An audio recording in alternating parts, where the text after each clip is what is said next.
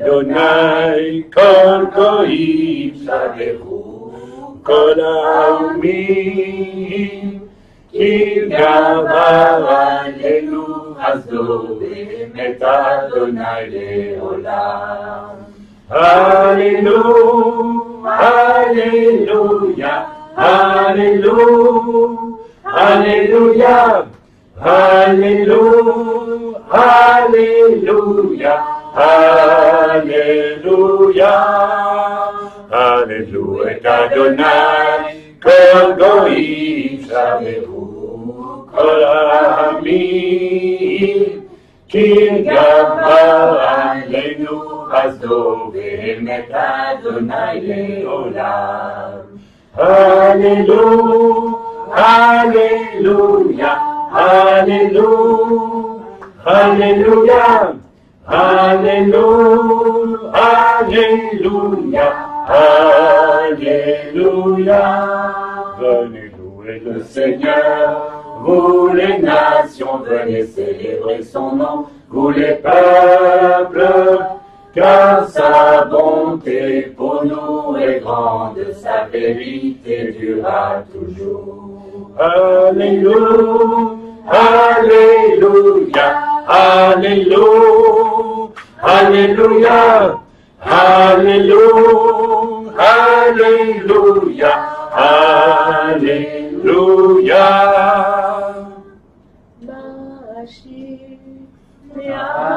Adonai, Magen nafshi ve'Elohai, Ibishani bigdei Yesha, Meizakaye atani. Ibishani bigdei Yesha, Meizakaye atani. So aziz ve'Adonai, Magen nafshi ve'Elohai, Ki bishani bidei Yesha, Meizakaye atani. Ki bishani bidei Yesha, Meizakaye atani. Réjouissez, réjouissez-vous, réjouissez-vous en l'Éternel. Réjouissez, réjouissez-vous, réjouissez-vous en l'Éternel. Sosa sisme Adonai, Tagem nafshi ve'Elohai. Sosa sisme Adonai, Tagem nafshi ve'Elohai. Adonai, kotamuloli alai. Mashiv Adonai, kotamuloli alai. Kol teshuot esau b'shem Adonai Eva. Eva esbar toda, ובשם Adonai Ekra. Que ferai-je pour l'Éternel en retour de toutes ses bontés? Que ferai-je pour l'Éternel en retour de toutes ses bontés? Je lèverai la coupe du salut, j'invoquerai le nom du Seigneur. Je t'offrirai un sacrifice de louange, j'invoquerai le nom du Seigneur. Alléluia. Béni sois-tu, Éternel, notre Dieu. Merci Seigneur, merci Seigneur, merci Seigneur pour le privilège d'être présent ce matin, pour te louer ensemble, pour élever vraiment nos cœurs et nos voix vers toi. Merci pour cette petite vie, Seigneur, que tu as amenée sur cette terre. Merci pour cette âme, merci pour ce corps et cet être qui va marcher sur la terre. Seigneur, nous sommes tellement dans la joie, Père, et nous te remercions. Par contraste, Seigneur, nous te disons merci, et malgré que cette jeune Ukrainienne que nous avons vue, Seigneur, Seigneur, hier, avec un contraste absolu avec ce que nous voyons aujourd'hui, Père. Et nous t'en remercions. Nous te remercions, Seigneur, pour ta fidélité. Et nous voulons plaider, Seigneur, la cause de la fidélité de tes enfants, Seigneur, sur cette terre. Seigneur, en ce temps où l'Église se babélise toujours plus, se retourne vers Babel, et nous allons comprendre à travers le message ce matin ce que signifie aller vers Babel, et non plus choisir Jérusalem, comme symbole, mais aussi comme centre géographique par lequel, Seigneur, tu donnes une identité à la terre. Seigneur, alléluia, tu donnes une identité à ton peuple qui se trouve ici, mais c'est aussi quelque part ton identité sur terre, Jérusalem. Et Seigneur, l'Église aussi doit être l'identité de Dieu, la marque de Dieu sur cette terre. Et Seigneur, nous voyons qu'aujourd'hui, en ces temps de la fin, de plus en plus naît un christianisme qui est de Babel, mais qui n'est plus du tout de Jérusalem. Seigneur, nous allons expliciter cela dans le message qui vient. Nous t'en remercions, Père, nous t'en bénissons dans le nom de Yeshua. Alléluia. Louons le Seigneur, mes amis. Louons-le. Gloire à toi. Gloire à ton nom, Jésus. Gloire à ton nom, Jésus. Mon rocher, ma forteresse, mon libérateur, je me confie en toi. Gloire à ton nom, Seigneur Jésus. Alléluia. Shalom bimoma, Ouya c'est shalom aleinu, ve'al kol Israël, ve'imu imu amen. Oh c'est shalom bimoma, Ouya c'est shalom aleinu, ve'al kol Israël, ve'imu imu amen. Yaseh shalom, Yaseh shalom, shalom aleinu ve'al kol Israel. Yaseh shalom, Yaseh shalom, shalom aleinu ve'al kol Israel. Yaseh shalom, Yaseh shalom, shalom aleinu ve'al kol Israel. Yaseh shalom, Yaseh shalom, shalom aleinu ve'al kol Israel.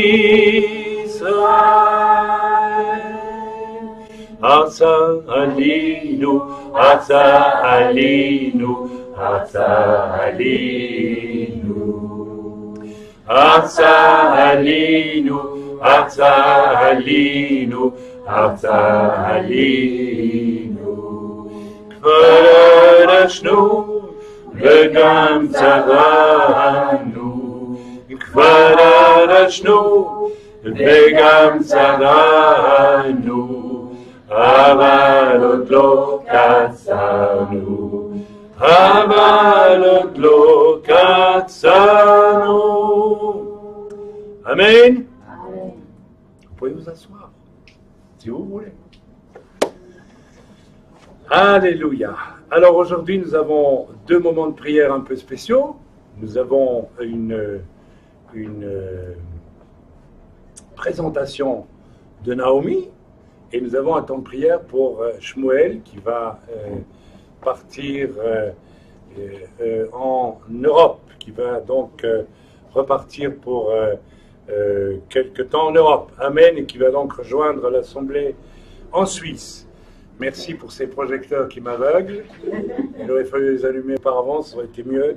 Alors on va demander à Limor de nous apporter notre petite fille, puisque c'est ma petite fille, notre petite fille, avec moi, et nous allons la présenter. J'aimerais bien qu'on puisse tous, peut-être que Limor peut le garder, on ne va pas la réveiller. Peut-être tu peux venir tout près ici. Ok. Voilà, Limor. Alors on voit Limor, mais on ne voit pas le bébé. Mais on voit Limor quand même. Alors je vous présente Limor, c'est ma belle-fille. Et on voit presque le bébé, pas encore. Voilà, on va la voir, on va la voir, on va la voir. Tu te rapproches un peu. Okay. Voilà, voilà la petite Naomi qui est née il y a presque 2 mois et qui dort dans les bras de sa maman. Donc on ne va pas la réveiller, mais on va prier tous ensemble. Et on va être généreux, c'est-à-dire qu'on va se centrer sur la pensée de Dieu, pour voir ce que Dieu peut nous dire. Amen. Ok, vous n'avez pas bien dormi, certains, je sais, moi non plus, je n'ai pas dormi de la nuit. Donc vous voyez. Mais nous ne sommes pas de ceux qui sommes faibles et qui nous laissons limiter par ces choses. Alors même si nous sommes fatigués, nous faisons confiance dans la puissance de Dieu pour nous parler. Père éternel, nous voulons te présenter la petite Naomi. Et là, pour ma part, c'est un cadeau parce que j'ai eu 4 fils et je rêvais moi aussi d'avoir une petite fille qui s'appellerait Naomi. Et mon fils a oublié la chose, et puis il a donné ce prénom en accord avec son épouse à sa première enfant. Et voilà donc que Naomi est arrivée dans ma vie après 40 ans d'attente. Donc c'est une grande joie pour moi, bien sûr. Mais Seigneur, nous voulons te présenter Naomi. Et nous voulons te demander, Seigneur, de poser vraiment tes mains sur cet enfant. Seigneur, tu l'as déjà fait des jours de sa naissance, mais Seigneur, nous te demandons vraiment de poser tes mains sur cet enfant. Seigneur, qu'elle puisse grandir véritablement, Seigneur, dans un cadre qui lui fasse connaître ta réalité. Elle est venue sur cette terre pour découvrir qu'elle aussi doit être sauvée par un sauveur qui s'appelle Yeshua. Mais elle est venue aussi sur cette terre avec un projet de Dieu à accomplir, qu'elle seule pourra accomplir. Et nous te demandons, Seigneur, nous attirons sur elle vraiment toute ta faveur, afin qu'à la fois elle puisse connaître ce salut en Jésus-Christ, en Yeshua, et qu'elle puisse aussi marcher, comprendre qui elle est de ta part sur cette terre, pourquoi elle est venue, et quel est le chemin qu'elle doit parcourir durant toute sa vie. Alors nous bénissons cet enfant, c'est Yeshua Mashiach, nous la bénissons. Nous la bénissons pour le salut en Yeshua. Et Naomi, moi ton grand-père, je te bénis, afin que l'Éternel te conduise sur cette terre, du premier jour de ta vie au dernier jour de ta vie. Sois un témoin pour la grandeur de notre Dieu sur cette terre. Hashem Yeshua Mashiach. Amen. Amen. Amen. Oh, elle sourit. Elle sourit. Elle a été bénie. Hein? Si quelqu'un a reçu une parole, alors Elisheva, viens. 131. Bon. Ouais. Vas-y. 131. Éternel. Viens ici pour le lire parce que il faut qu'on t'entende là. Alors, donc, Elisheva a reçu une parole pour sa petite fille. Voilà. Bon, je suis un peu petite aussi. Ça fait rien. Elle est petite, mais ça va. On ne peut pas bouger la caméra. Je n'ai ni un cœur arrogant, ni des regards hautains. Je ne m'engage pas dans des questions trop grandes et trop merveilleuses pour moi. Loin de là, j'ai imposé le calme et le silence à mon âme. Comme un enfant sevré auprès de sa mère, mon âme est en moi comme un enfant sevré. Israël, attends-toi à l'Éternel dès maintenant et à toujours. Amen. Amen. Oh là là, une parole de sagesse. Amen. Amen. Oui. Je ressens vraiment que le Seigneur veut lui donner d'apprendre à se confier en lui et d'être simple. Elle sera simple. Elle aura un cœur simple. Comme dans Matthieu 5, quand il dit heureux les humbles et simples, ils hériteront le royaume de Dieu. Amen. Alors voilà, Naomi, tu vois ce qui t'est déjà annoncé. Hein? Quelqu'un d'autre a reçu quelque chose? Alors Rivka, attends. Regarde. Vas-y. Alors c'est le psaume 139, à partir du verset 13. Parle fort, s'il te plaît. C'est toi qui as formé mes reins, qui m'as tissé dans le sein de ma mère. Je te loue de ce que je suis une créature si merveilleuse. Tes œuvres sont admirables et mon âme le reconnaît bien. Mon corps n'était point caché devant toi lorsque j'ai été fait dans un lieu secret, tissé dans les profondeurs de la terre. Quand je n'étais qu'une masse informe, tes yeux me voyaient, et sur ton livre étaient inscrits tous les jours qui m'étaient destinés avant qu'aucun d'eux existe. Que ta pensée, ô Dieu, me semble impénétrable, que le nombre en est grand. Si je les compte, elles sont plus nombreuses que les grains de sable. Je m'émerveille et je suis encore avec toi. Amen. Voilà une parole qui confirme un peu la prière que je viens de faire. Hein. Voilà. Voilà. Bon, ben. Que Dieu bénisse cet enfant, que Dieu bénisse les parents. Hein. Alors, on va prier pour les parents aussi. On va les bénir. Je dis, Père, je veux vraiment bénir ce père et cette mère. Seigneur, certes, c'est mon fils, mais aujourd'hui, c'est un homme. Et Seigneur, il est le chef d'une famille, il est le chef d'un foyer. Je te prie vraiment que Nathan et Limor puissent vraiment s'unir et s'accorder sur base de ta parole pour vivre ensemble tel qu'ils le font maintenant et Seigneur, tel qu'ils le feront pour élever cet enfant et puis d'autres que tu leur donneras sans doute. Au nom de Yeshua. Seigneur, tu les gardes. Je te prie pour leur sécurité, spécialement dans ce pays d'Israël qui va vivre des choses extraordinaires mais difficiles aussi. Je te prie pour la sécurité de toute cette famille, dans le bon nom de Jésus. Amen. Amen. Amen. Voilà, on est dans la joie. C'est extraordinaire quand on peut voir une vie qui vient sur la terre et vivre là, quoi. Puis que c'est bien, c'est formidable. Alors, il faut évidemment... il faut un peu se détacher aussi de ces sentiments trop directs, trop humains. Alors, on doit les avoir, bien sûr, mais centrer les choses sur le Seigneur. C'est ce que nous avons fait, mais bon, pas au détriment d'une juste humanité dans le rapport. Mais voilà, je pense qu'on a un bon équilibre de ce point de vue-là. Hein, d'accord. Il faut un équilibre.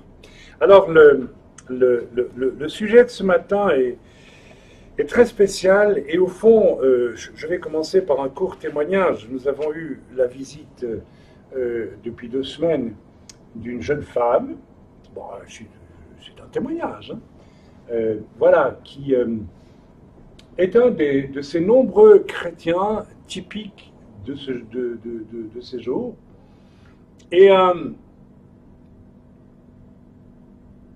elle nous a visité avec immédiatement non pas le désir de se joindre à l'Église parce qu'il y aurait eu un appel à la joindre ou parce qu'il y aurait un désir de la joindre dans, allez, je vais le dire, dans l'humilité, mais tout de suite des demandes. Alors on nous a exposé une vision très, très spéciale, très élevée, de quelque chose à faire pour finalement chasser des puissances des ténèbres dans ce pays, et on nous a demandé si on pouvait apporter du soutien. Vous savez, c'est assez extraordinaire de voir que des gens que vous ne connaissez pas, alors on est accueillant, on est aimable, on est tout ce que vous voulez, viennent vous trouver tout de suite, vous demandent d'emblée, parce que pourtant ils ne vous connaissent pas non plus. Nous pourrions être des faux chrétiens, je ne sais pas moi, des serviteurs de l'ennemi. Il y a une espèce comme ça d'inconscience phénoménale. Et alors, nous avons répondu avec sagesse à cette personne. Et nous allons prier, nous qui sommes membres de l'Église ici, les anciens, comme nous le faisons toujours, dès qu'il y a un projet, y compris lorsque moi, je reçois une direction. C'est un principe biblique. Hein. On voit cela quand Paul et Barnabas sont dans l'église d'Antioche.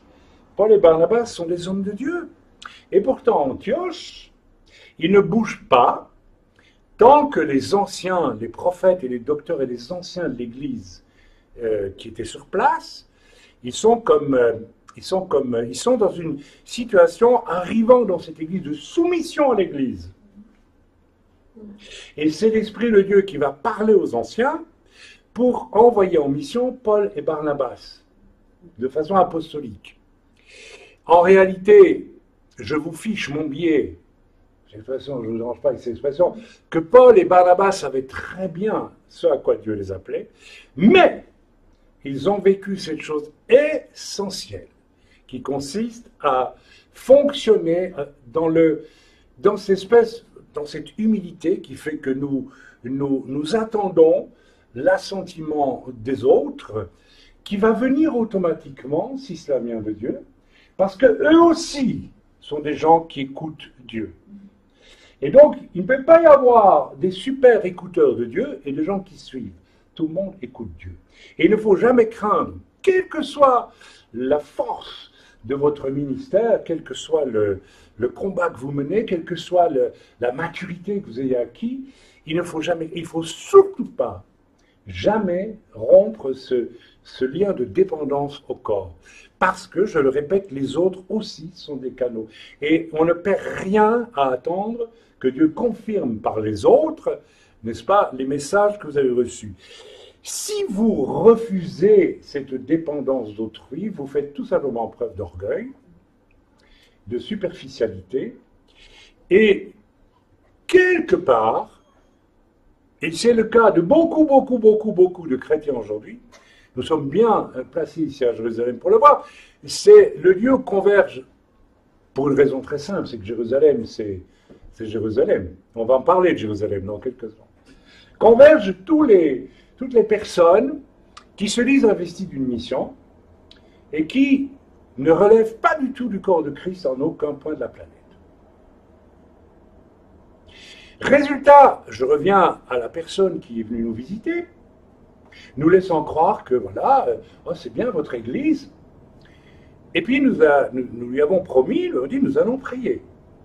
Et nous avons prié, sans elle, puisqu'elle n'est pas membre de l'église, elle ne vit pas avec nous depuis très longtemps, 2 semaines, c'est trop peu.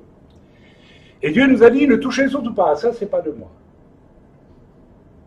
Ça veut dire en clair que cette personne, elle est en train de tomber dans quelque chose d'extrêmement grave et dangereux, parce que si tu ne veux pas la soumission au corps par humilité, alors je ne parle pas d'une soumission stupide, qui veut dire je ne fais plus rien sans l'assentiment d'un...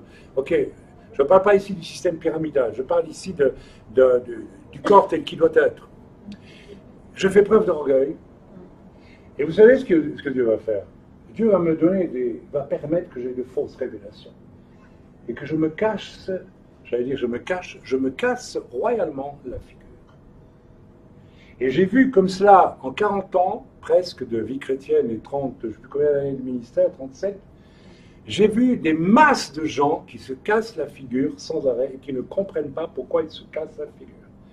Tout simplement parce qu'ils sont quelque part orgueilleux, et ils vivent une indépendance et ne veulent pas dépendre du corps de Christ. Résultat, nous avons donc très aimablement, respectueusement transmis à cette personne ce que nous avons reçu en priant, et nous l'avons vu bien sûr fondre sur place.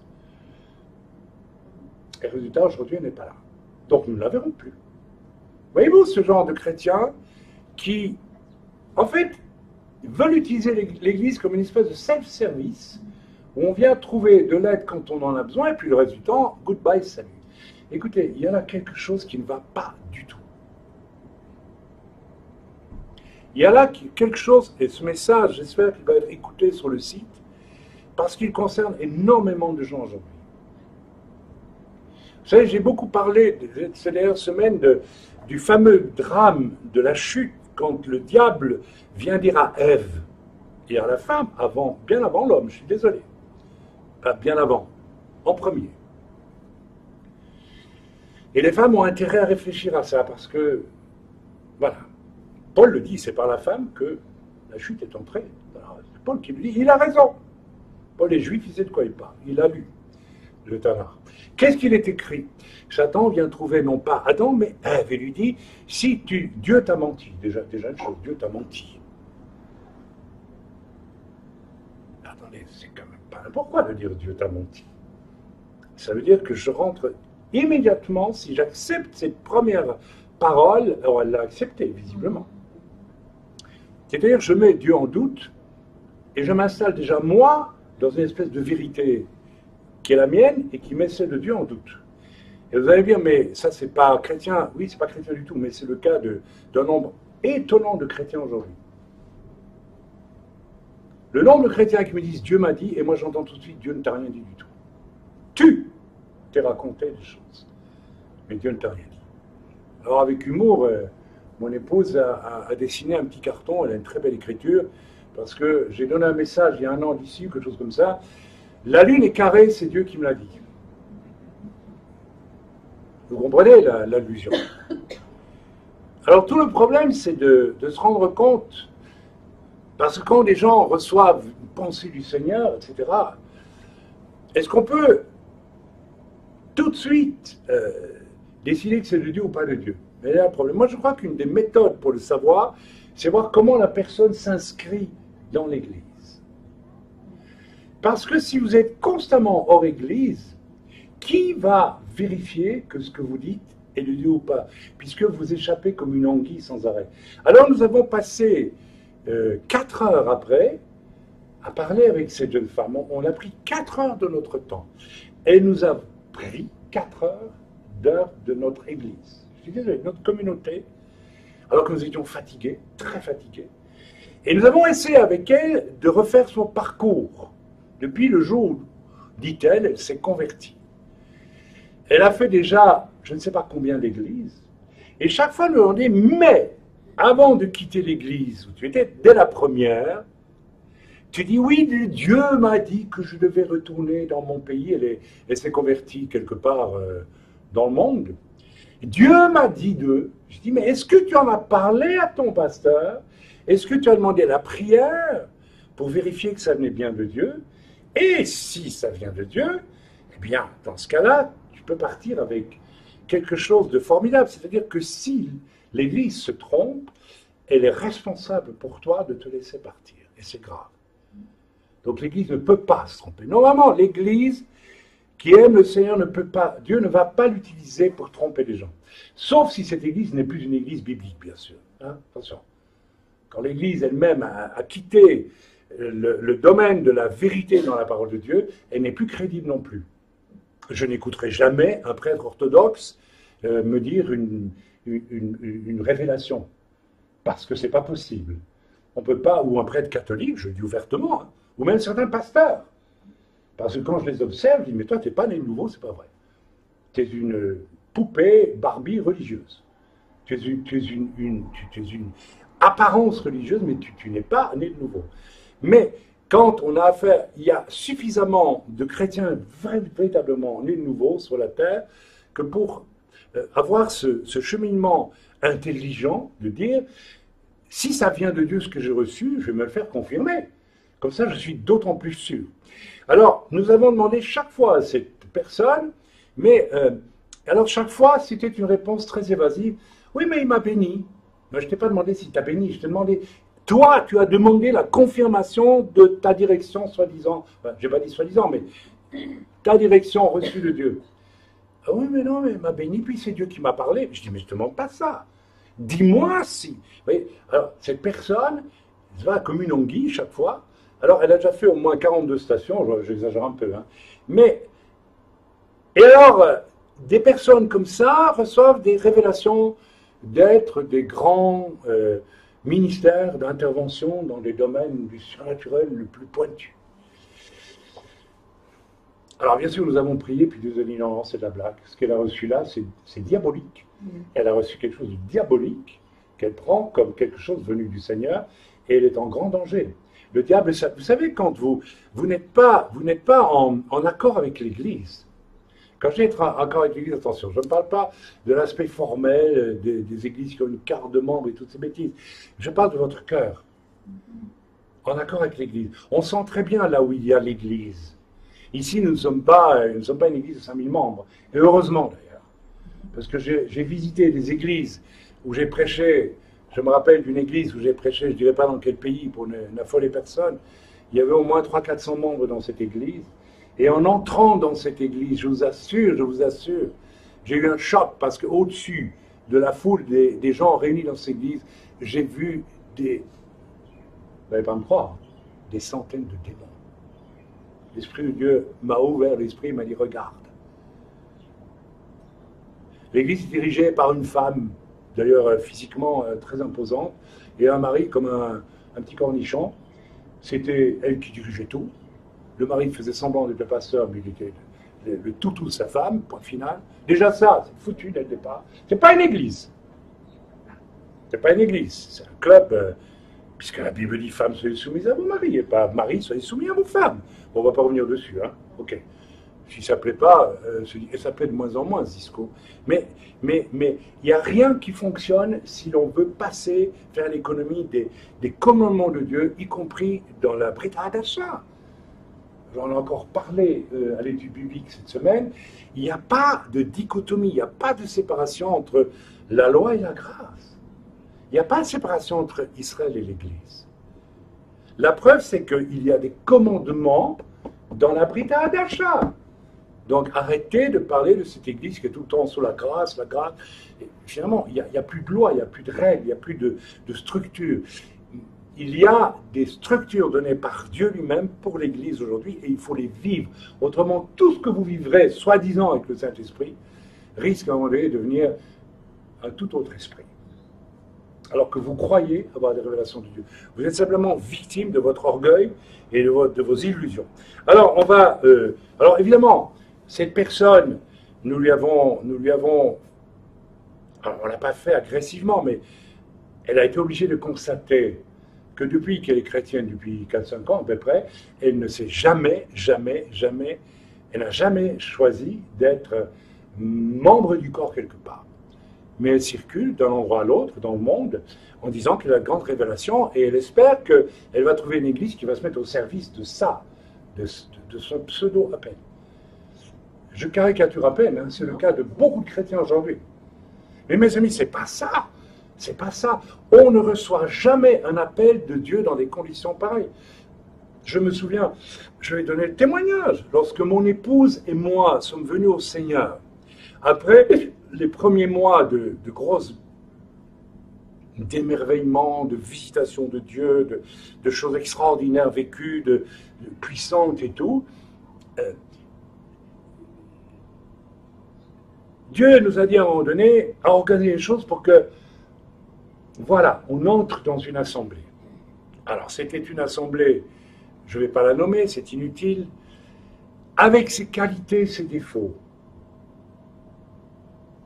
Mais nous avions, je vais parler de moi bien sûr, aussi un nombre incalculable de défauts et de choses qui devaient être recadrées. Dieu avait, je vois ça avec le recul, avait compris que ce pasteur-là, avec ses qualités, ses défauts, avait néanmoins la capacité de recadrer Chaim là où il devait être recadré. Et il m'a recadré. Et je vais vous dire une chose. J'ai aimé ça. Parce que je sentais que c'était juste. Et c'était nécessaire. C'était un pasteur anglais, très sévère. C'est pas... Moi qui étais un ancien artiste et qui suis plutôt français ou belgo-français qu'anglais, moi les anglais... Mais je savais que Dieu était en train de travailler dans ma vie pour... Voilà. Pour me mener là où il veut me mener. À un moment donné, ce pasteur a voulu m'envoyer dans une école biblique.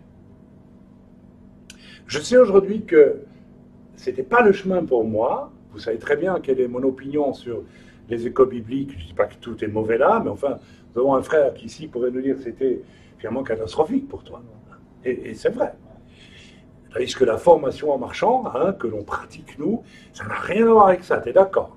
C'est une école biblique vivante, où on enseigne, mais où on travaille sur le caractère, le fameux caractère, et on essaie de discerner vraiment l'appel des gens. On ne se contente pas de déverser à l'appel des cours, hein, et puis après, quoi? On ne grandit pas qu'avec... C'est comme si un homme grandissait uniquement avec de la nourriture. Un homme grandit aussi avec des vêtements adaptés selon l'âge. On ne peut pas juste enfourner intellectuellement des notions dans la tête de quelqu'un et puis dire, voilà, il est pasteur. Ça ne veut rien dire. C'est comme si vous faisiez grandir un enfant juste en l'envoyant à l'école, mais vous ne donnez jamais à manger, vous le corrigez jamais, vous ne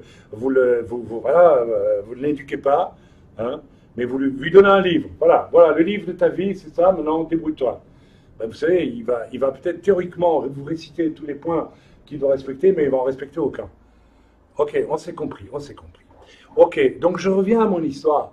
On voulait m'envoyer à l'école biblique, mais Dieu ne le voulait pas, car il savait qu'il avait pour moi une autre destinée que celle-là.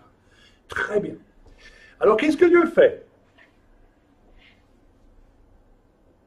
De quelqu'un qui se soumet à l'Église, et Dieu est témoin, hein, c'était vraiment une soumission de cœur. Vous savez, je sais que j'ai du caractère, et certaines personnes peuvent penser que je suis, peut-être certains me l'ont dit, quelqu'un d'indépendant. Je suis indépendant par rapport à ce qu'il faut, mais pas indépendant fondamentalement. Je sais où Dieu m'attend, et je me soumets.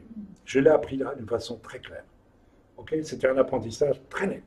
Et passer d'un monde où j'étais un artiste de théâtre, n'est-ce pas, à un monde d'église, n'est-ce pas, dirigé par un pasteur anglais en costume cravate, il fallait vraiment aimer Dieu, et je l'ai fait. Je n'ai aucun mérite parce que je pense que, excusez-moi de parler de moi comme ça, mais ma rencontre avec le Seigneur a été radicale, a été réelle.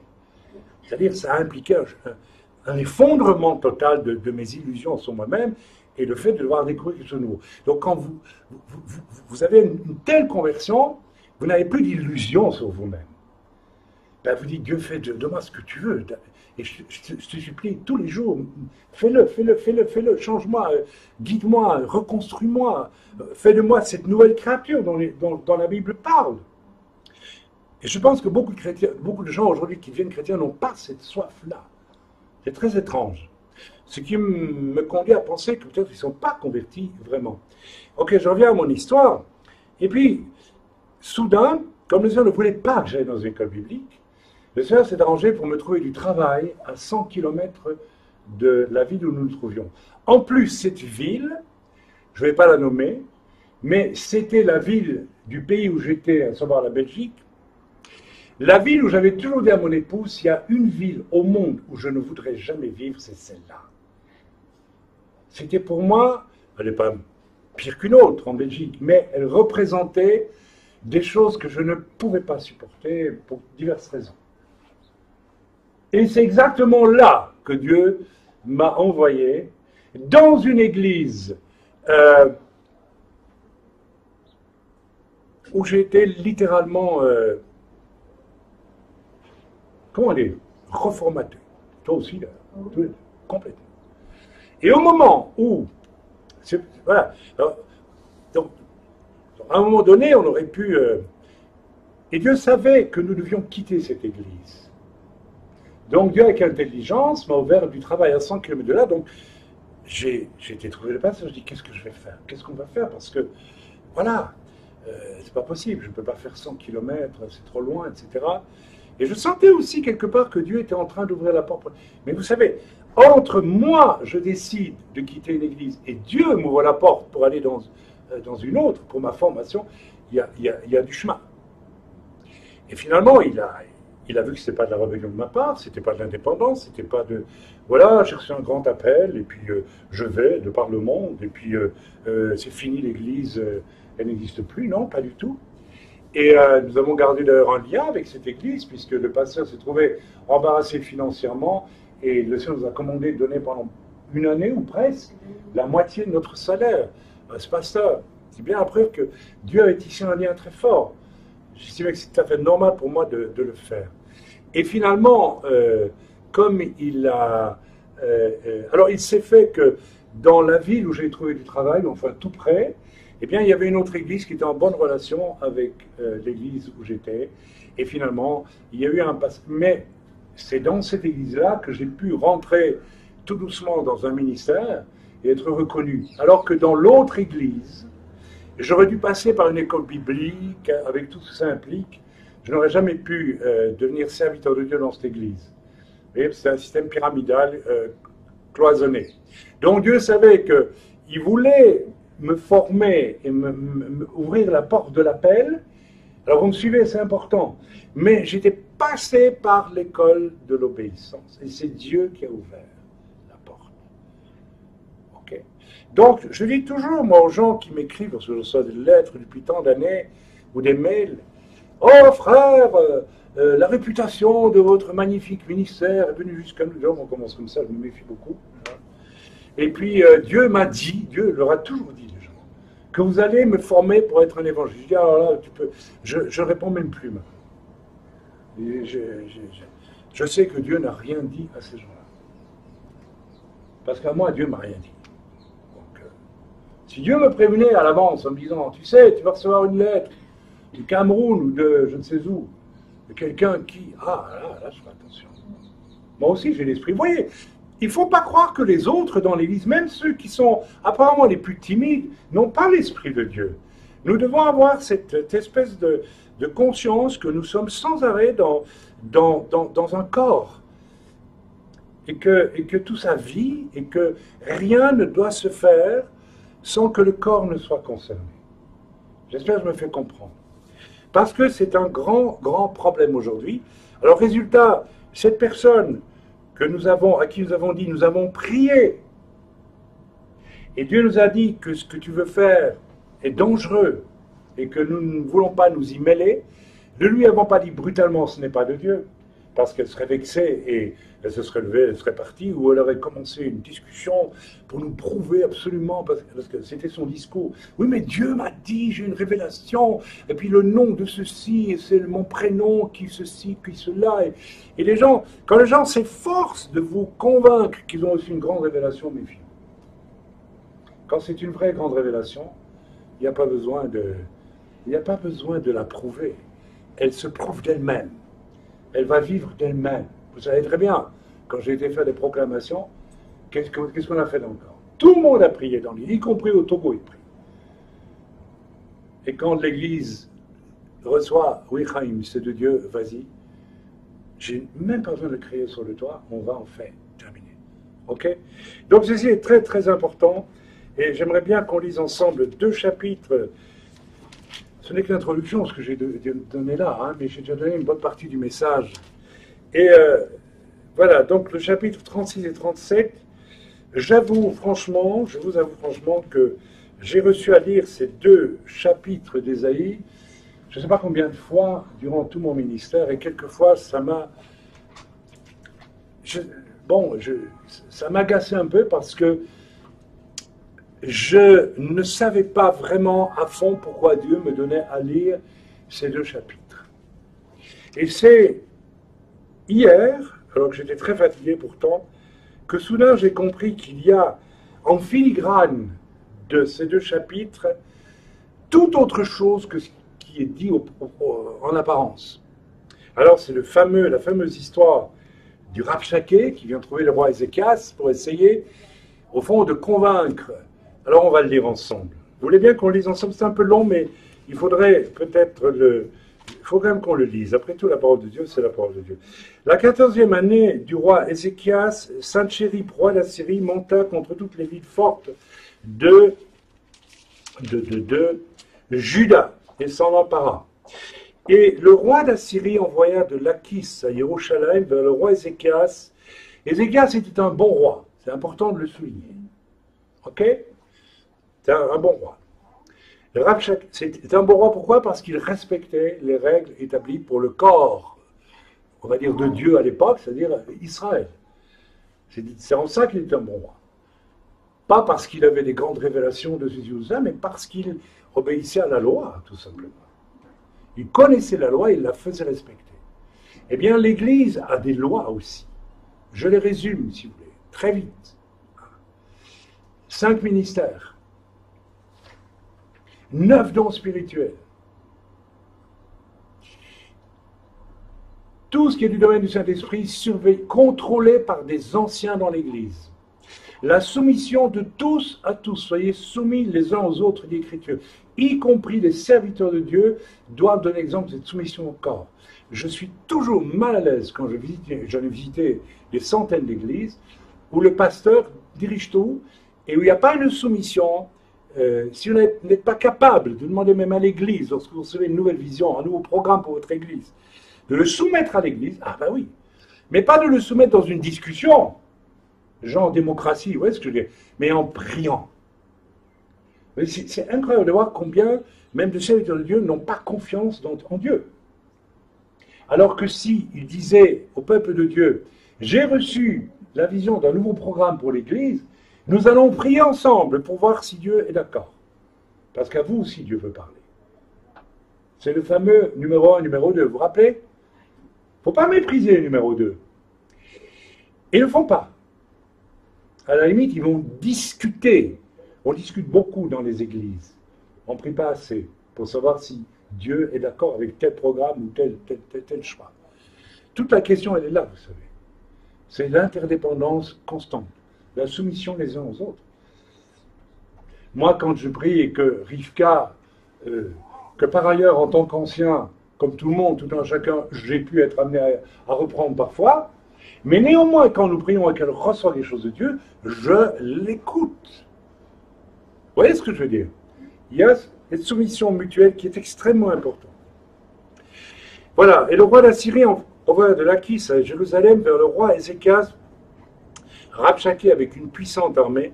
Rabshakeh s'arrêta à l'aqueduc de l'étang supérieur sur le chemin du champ du Foulon. Alors Eliakim, fils de Hilkira, chef de la maison du roi, se rendit auprès de lui avec Shebna, le secrétaire, et Joach, fils d'Azaph, l'archiviste. Rabshakeh leur dit, dites à Ézéchias, ainsi parle le grand roi, le roi d'Assyrie. Hein, le grand roi, le roi d'Assyrie. C'est une image ici de l'homme qui se prend pour Dieu, vous savez, le grand roi, le roi d'Assyrie. Et c'est le problème des gens qui sont indépendants par rapport à l'Église.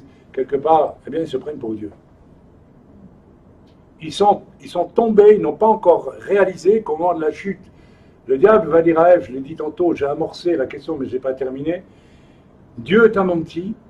Si tu touches à l'arbre de la connaissance du bien et du mal, Dieu sait que tu seras comme lui, tu seras comme Dieu. Ce qui veut dire, être comme Dieu, ça signifie, tu seras Dieu. On est d'accord? Si je suis comme Shmuel, c'est qu'on est les mêmes. C'est que je suis Shmuel. Je ne vais pas être comme quelqu'un sans être lui, quelque part. Et c'est très... Alors le diable est très, très fin, très intelligent. Et elle s'est dit, mais ça doit être chouette d'être comme Dieu, d'être Dieu. Et elle s'est pris pour Dieu. Et c'est ça, le problème de la chute. Et ce problème, il est omniprésent dans la conscience humaine depuis la chute. Et ce problème doit être détruit. Vous voyez la raison pour laquelle je bénis Dieu de m'avoir broyé, littéralement broyé, d'avoir broyé ma nature rebelle qui se prend pour Dieu dans cette église où je suis resté au début de ma conversion. Dieu a réduit au maximum tout ce qui était en moi de l'homme qui se prend pour Dieu. Alors vous allez me dire, mais moi je ne me prends pas pour Dieu. Mais détrompez-vous. Vous ne vous regardez pas vivre. Vous ne vous connaissez pas. Vous viendrez dire, vous n'avez pas d'orgueil. Mais l'orgueil, mes amis, c'est un poison universel. Et si on va au fond des choses, réfléchissez un peu. Ne serait-ce que lorsque l'on vous blesse. Ça va jusque-là. Votre réaction, on commet une injustice à votre égard. Moi, j'ai dû l'apprendre à mes dépens. Hein. J'ai subi beaucoup d'injustices. Mais le vrai problème, il était dans ma réaction.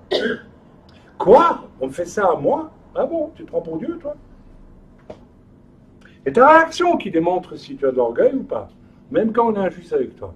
Waouh! Et d'apprendre à ne plus souffrir, à ne plus attacher l'importance au mal qu'on te fait, c'est apprendre à laisser Dieu détruire aussi en toi l'homme qui se prend pour Dieu. Parce qu'il y a quelqu'un qui, il y a 2000 ans, je crois que c'est ici à Jérusalem, si j'ai bonne mémoire, il y a un homme qui était Dieu, et dont il est dit qu'il n'a pas regardé une proie arrachée à se faire l'égal de Dieu, et qui s'est laissé traiter comme aucun homme n'a été traité. Il s'appelait comment déjà? Vous vous en souvenez? Ah oui, Yeshua Mashiach. Très intéressant. Est-ce qu'il y avait une once d'orgueil dans le cœur de l'homme Jésus? Il était homme et Dieu. Pas une once.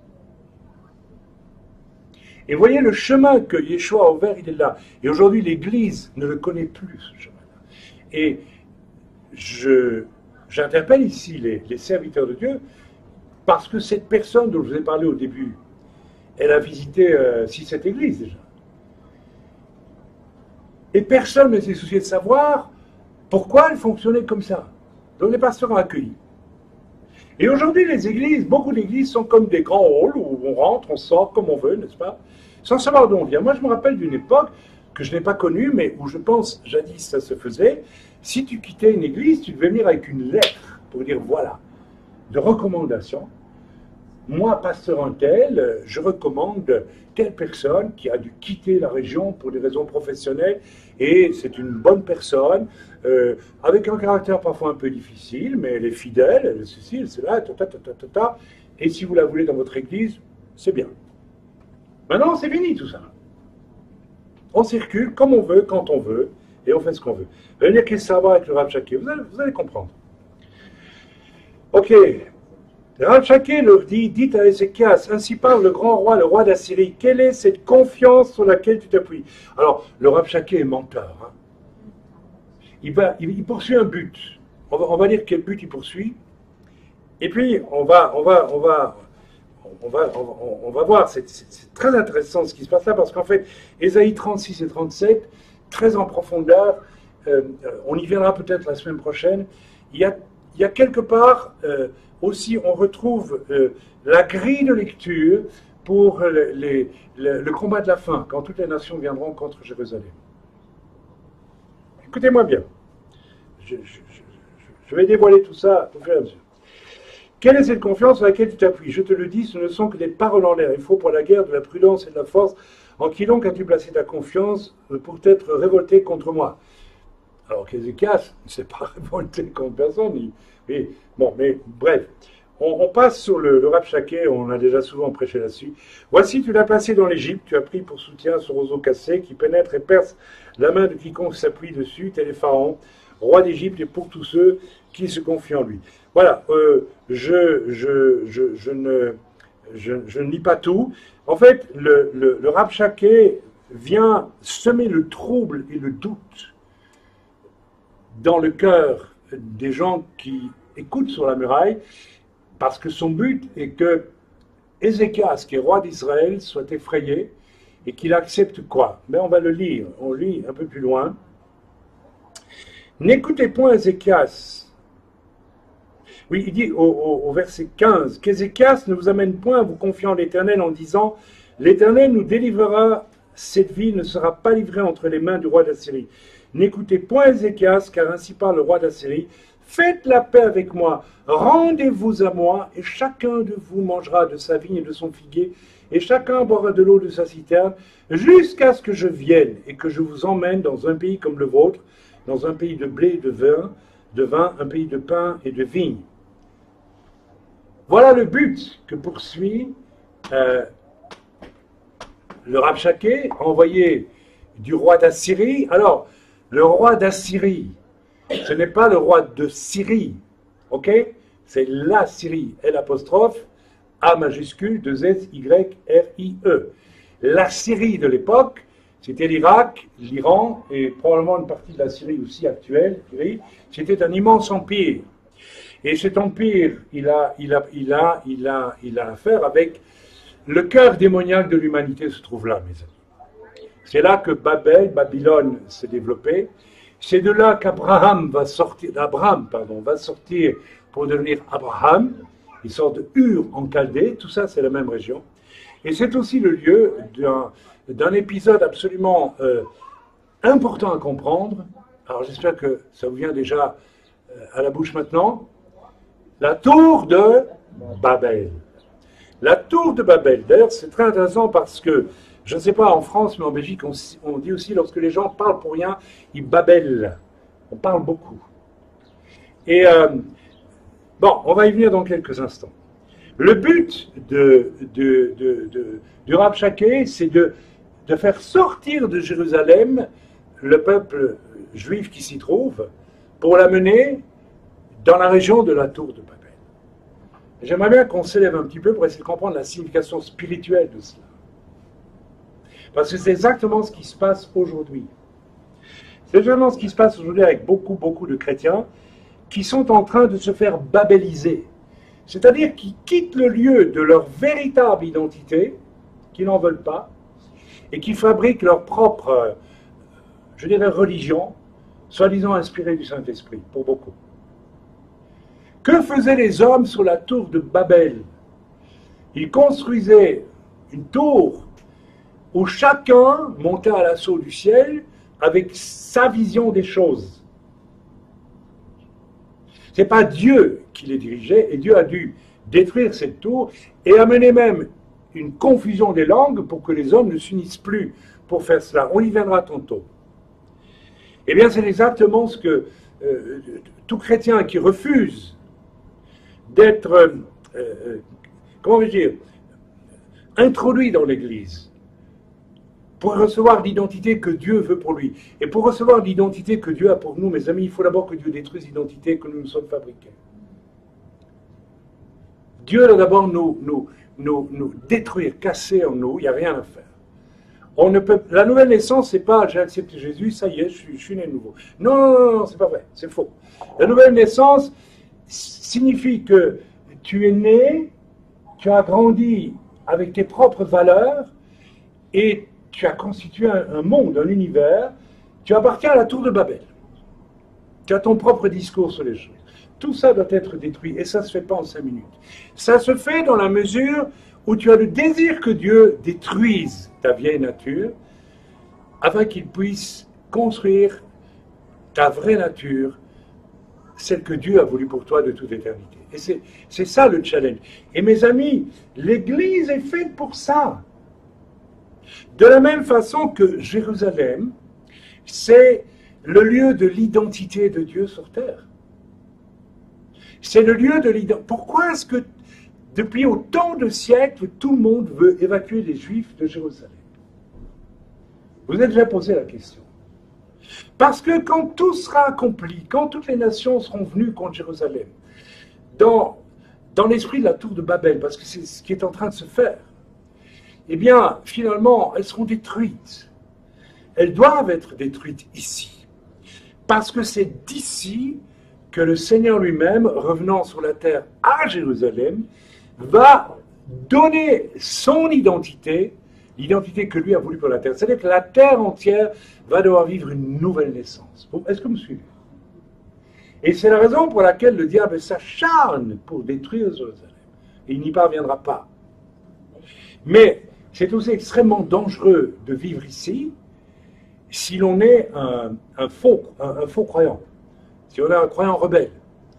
Je crois que c'est l'endroit le plus dangereux du monde pour les rebelles. Donc, ils y viennent pour ça. On continue la lecture. Ok, donc, le but du Rabshakeh, c'est d'emmener Israël, n'est-ce pas, loin de Jérusalem, dans un but bien... Alors, le message, je vais parler donc de Jérusalem, comme lieu de l'identité de Dieu. Je vais parler ensuite du fait que, en fait, le Rabshakeh voulait, le roi d'Assyrie voulait ramener Israël, n'est-ce pas, dans le lieu où notamment la tour de Babel a été construite, qui est l'expression la plus outrageante, n'est-ce pas, à la face de Dieu, de la volonté humaine qui veut prendre la place de Dieu. Vous savez, cette jeune personne qui est venue nous dire qu'elle avait une grande révélation de Dieu, c'est quoi? Alors qu'elle ne veut pas la soumettre à l'Église. Ou quand l'Église prie pour savoir si c'est de Dieu et que l'Église dit c'est pas de Dieu, elle s'en va. Eh bien, c'est quelqu'un qui est sur la tour de Babel et qui monte. Dieu, je veux te monter vers toi, et finalement, je veux te montrer ce que je suis capable de faire et de dire, et si tu n'es pas d'accord, ben tant pis pour toi, Dieu. C'est ça, Babel. Est-ce que vous me suivez? C'est complètement farfelu ce que je vous raconte. C'est très grave, et c'est pourquoi, vous savez, il y a une tradition, je ne sais pas si c'est dans la Bible, je ne crois pas, mais j'ai vu un film de je ne sais plus qui, John Huston, où on voit n'est-ce pas, le roi de Babel qui monte tout en haut, qui prend un arc et qui tire une flèche vers le ciel pour essayer d'atteindre Dieu. Mes amis, si vous réfléchissez bien, quels sont les gens qui montent, qui s'élèvent comme ça d'eux-mêmes? Vous savez, cette tour de Babel, c'est aussi une construction de briques. Et les briques c'est un serviteur de Dieu en France qui a donné un jour un très bon message là-dessus, sont jointes les unes aux autres avec du goudron sur les ziggourats, n'est-ce pas, que ce soit en Chaldée, partout, donc on en trouve encore aujourd'hui. Et le bitume, c'est une image de la corruption, une image de la volonté humaine qui est impure pour construire des choses pour Dieu. Okay? C'est tout à fait l'opposé du temple qui était fait de pierre, avec rien pour les coller les unes aux autres, et tellement lisse que vous ne pouvez pas passer dans leur jonction, que vous pouvez passer une feuille de papier à cigarette. Ça veut dire on ne peut rien passer d'humain. Quand c'est Dieu qui construit, on ne peut rien mettre d'humain. Ce n'est pas possible, il n'y a pas de place. Et celui qui a appris à se laisser détruire par Dieu dans sa volonté d'homme, eh bien, devient peu à peu une pierre vivante et il n'y a pas de place entre lui et quelqu'un d'autre dans l'Église pour, n'est-ce pas, la volonté humaine. Si vous regardez bien ce qui se passe dans l'œuvre en Suisse et ici et au Togo, qu'est-ce qu'on vit en réalité? Pourquoi est-ce que nous avons une telle harmonie? Pourquoi est-ce qu'il y a une telle... Pourquoi il n'y a pas de... Il n'y a pas de... Eh bien parce que Dieu a poli les pierres de plus en plus.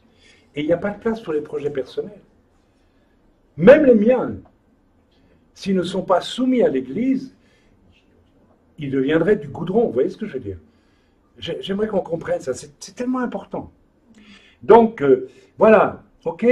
Donc, je vais parler aussi de...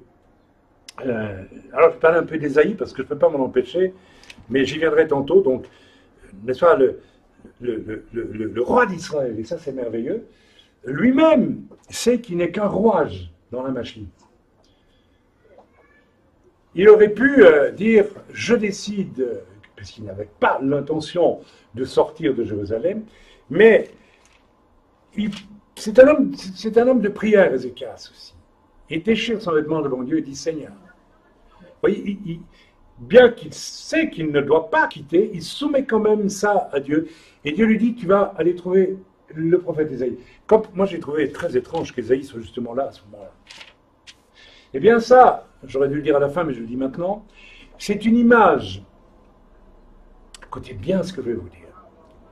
Celui qui se rend dépendant des autres par humilité dans le corps, comme Ézéchias l'a fait. Il y a un autre roi qui s'appelle Saül. Il devait attendre que vienne un sacrificateur. C'était aussi une dépendance. Vous voyez ce que je veux dire? Cette dépendance, je vais vous dire une chose. Là, vous ne dépendez pas du corps de Christ en tant que chrétien. Vous n'êtes pas... C'est la preuve que tout ce que vous décidez de faire ne peut pas venir de Dieu. C'est aussi simple que ça. S'il n'y a pas une soumission au corps qui va confirmer. En plus, c'est terrible parce que lorsque l'on est soumis au corps, Dieu parle au corps aussi, et vous êtes confirmé, et vous êtes même protégé et encouragé dans ce que vous faites. Alors pourquoi ce désir d'indépendance? Parce que beaucoup de gens sont sur la tour de Babel et veulent construire leur propre. Ils veulent monter tout seuls.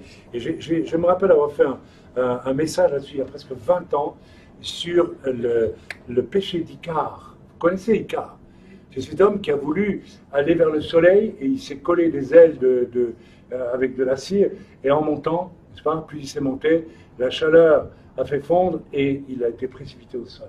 Beaucoup de chrétiens vivent le syndrome d'Icare aujourd'hui. Ils veulent absolument monter comme s'ils... en fait, ils sont leur propre Dieu. J'ai vu des prophètes comme ça. J'ai vu des hommes de Dieu comme ça. Et bien plus nombreux qu'on ne le croit. Et je veux dire une chose. Nous avons tous ce risque en nous de nous prendre pour Dieu. C'est pour ça qu'il faut encourager à tout prix la soumission permanente. Et vous avez vu, depuis que vous me connaissez, je n'ai jamais démarré quelque chose sans... Je n'ai pas dit demander l'avis de l'Église, non. Demander la prière de l'Église. Parce que si je demande de l'avis humain, je vais avoir 36 avis, on n'ira nulle part, c'est la confusion. Ok? Par contre, si je demande que les gens prient, je peux croire que Dieu va leur parler aussi. Et on voit chaque fois que Dieu confirme. C'est tellement important. Ok, ça va, je vous en ai pas trop et tout ça. Alors, Ésaïe, la présence d'Ésaïe. Pourquoi Ésaïe? Eh bien, dans ce cas-là, Ésaïe est comme un Mashiach. Il est une image du Mashiach. Vous savez, dans la pensée hébraïque, un Mashiach, c'est quelqu'un qui amène le secours au dernier moment, qui amène la solution. Moshe était un Mashiach. Le mot Mashiach en hébreu ne désigne pas seulement le grand Mashiach qui va venir bientôt, hein, que nous appelons Yeshua, que les Juifs ne veulent pas appeler Yeshua, bref. Ok, ils ont leur vision du Mashiach, mais dans la terminologie hébraïque, Mashiach s'applique à toute personne qui amène un secours. Ok? eh bien, je pense que si nous vivons dans le régime de la soumission encore, parce que quand vous lisez toute l'histoire dans Ésaïe 36 et 37, vous voyez qu'il y a une interdépendance de tous avec tous.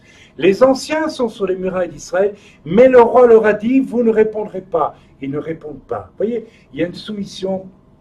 Et c'est ça qui fonctionne. Et c'est ça qui protège, qui a protégé Jérusalem. Et Rabshakeh va entendre les paroles le roi Ézéchias va entendre la parole rapportée par les anciens sur la muraille, paroles auxquelles ils n'ont pas répondu, ils ont obéi. On ne discute pas avec l'ennemi, on ne discute pas avec le diable. Mais il leur a fallu le courage. S'ils avaient écouté leurs émotions, imaginez ces anciens qui étaient sur la muraille ici à Jérusalem, et vous aviez l'armée assyrienne, vous aviez Rabshakeh, vous aviez les cavaliers et tout. Imaginez la tension. Et le Rabshakeh est en train de mentir à fond pour faire très peur, pour dire vous avez intérêt à sortir de Jérusalem parce qu'on va tout massacrer. Vous imaginez ça? Et les anciens sont là sur la muraille, et le roi Ézéchias leur a dit taisez-vous. Ils ne disent pas un mot. Vous imaginez une scène pareille? C'est pas possible. C'est pas possible. S'ils avaient écouté leur humanité, ils auraient répondu, mais va te faire voir, et puis qu'est-ce que tu crois? Enfin, ils se sont tus. Quelle preuve de soumission, quelle preuve de... Là, il y a quelque chose de très fort. Ils vont parler à Ézéchias, et qu'est-ce que fait Ézéchias? Il aurait pu dire, comme le roi Saül, bon, moi je décide que, non, il va devant l'Éternel, il va prier. Il ne dit pas tout seul, il prie. Et Dieu lui dit, va trouver Ésaïe, le prophète. Et Ésaïe, ici, est un type du Mashiach. Et pour l'Église, c'est la même chose. Si nous nous soumettons les uns aux autres, y compris les serviteurs, vous avez compris ce que veut dire la soumission. Je ne vais pas me soumettre à l'avis d'un frère ou d'une sœur qui va me dire, moi, mon avis, non. Mais si tu pries et que Dieu te parle, je vais t'écouter. Et je vais me soumettre même à ce que tu diras, quand je saurai que généralement ça vient de Dieu. Nous ne prions pas assez, nous parlons beaucoup trop, nous avons nos avis sur tout, mais nous ne prions pas. Je suis toujours étonné de voir, dès que l'on aborde par exemple la question du voile pour les femmes, tout de suite, la première réaction c'est humain. Non, moi je pense que. Tu penses que. Est-ce que tu as prié? Est-ce que tu as demandé à Dieu de t'éclairer sur ce qui est dit dans la parole?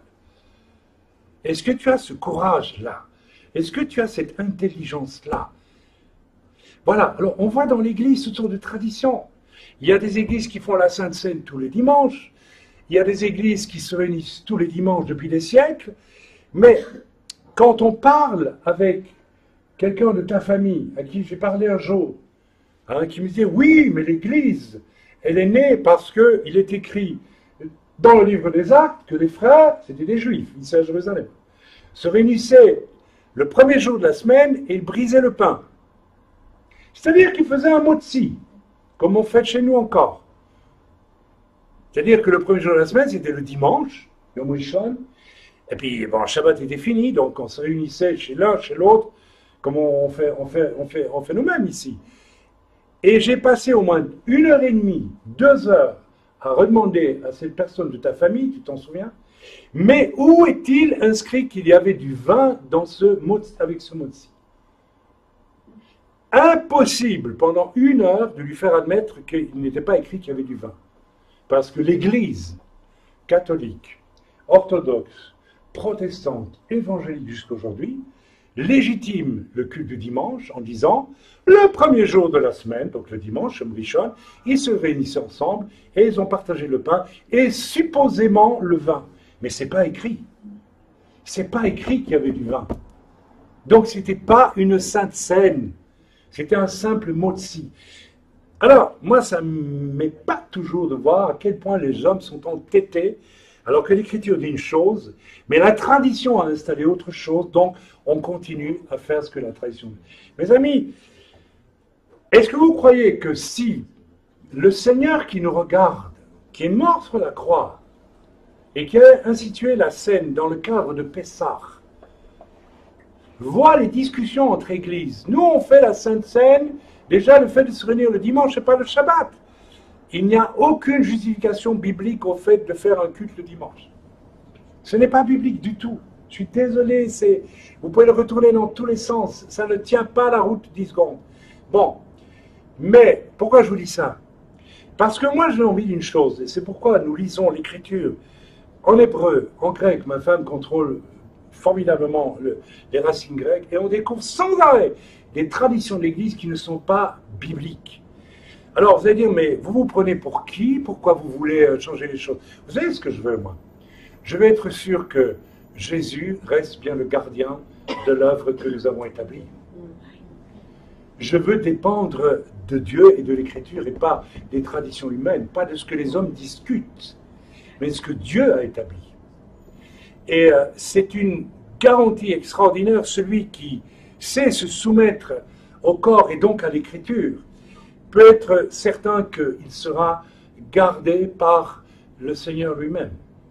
Vous le savez aussi bien que moi, j'ai frôlé la mort combien de fois dans le ministère, avec les actions que j'ai menées. J'ai eu conscience quelquefois que je confrontais des puissances d'une telle force. Si je l'avais fait par moi-même, j'étais mort tout de suite. Qu'est-ce qui fait que le Seigneur m'a protégé? Je n'ai pas honte de le dire, ce n'est pas de l'orgueil de ma part de parler comme ça.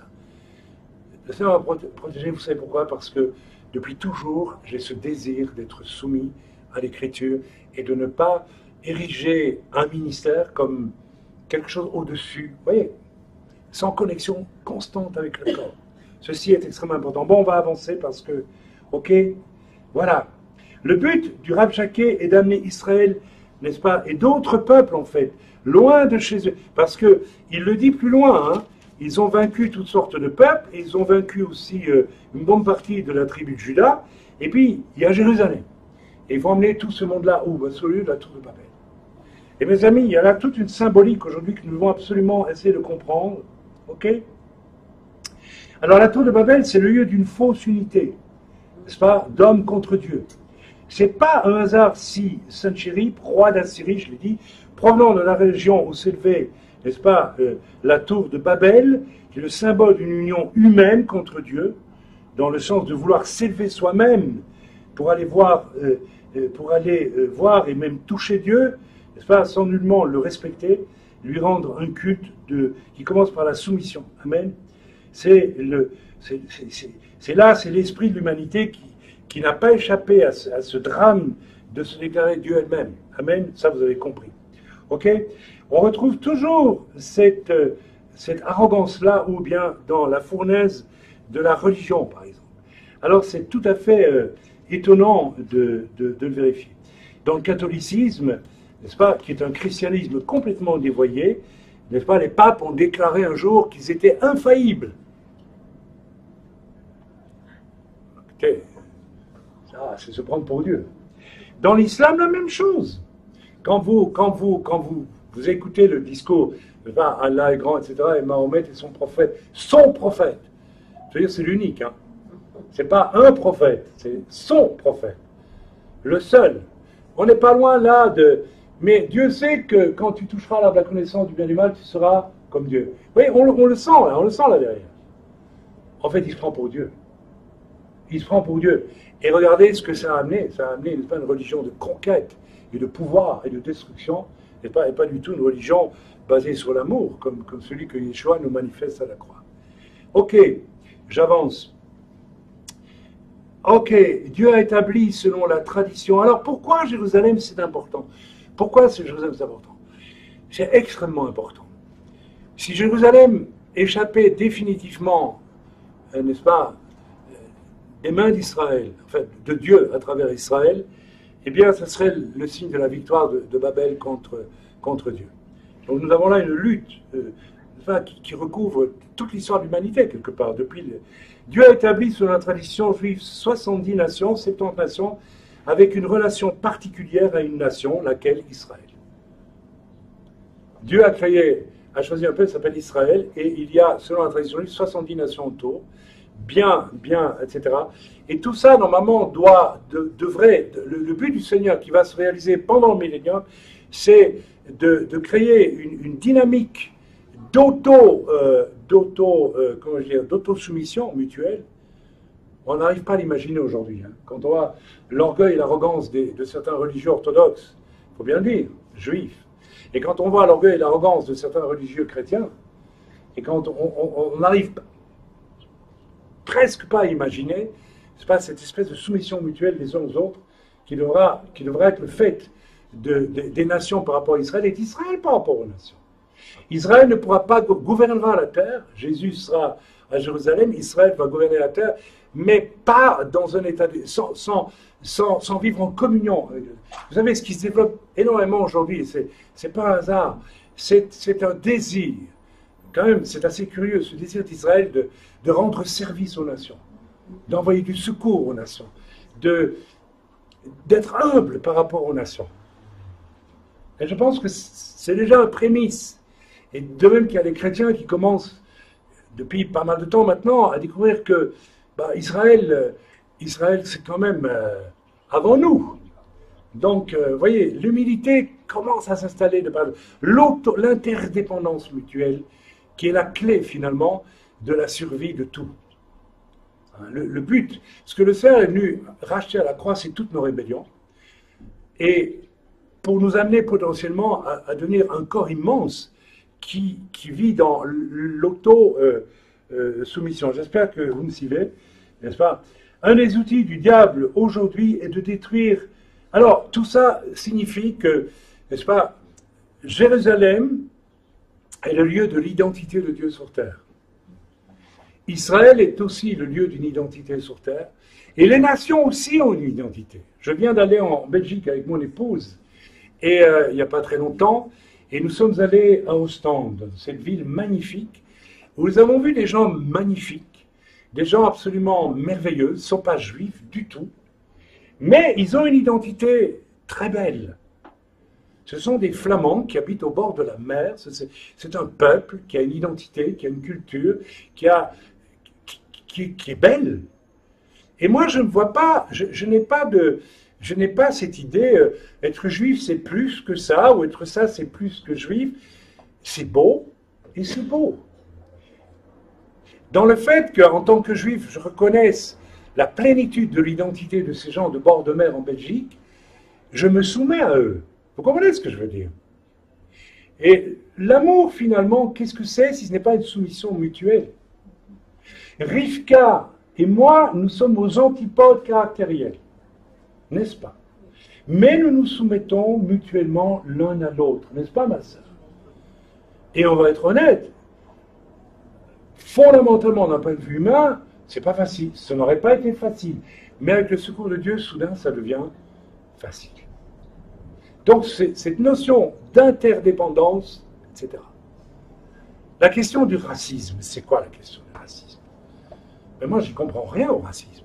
Franchement, quand je regarde mes deux petites Tunisiennes, là, en face de moi, quand je vois ma belle-fille,